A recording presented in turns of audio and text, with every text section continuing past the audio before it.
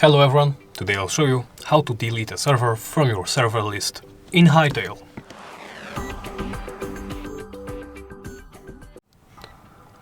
Let's begin by opening the servers menu. From there, select your server that was saved.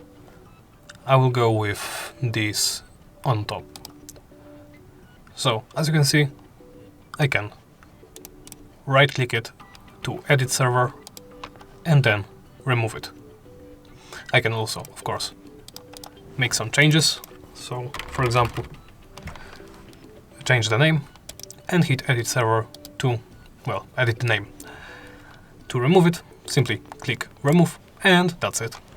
Thank you for watching and please remember to like, comment and subscribe.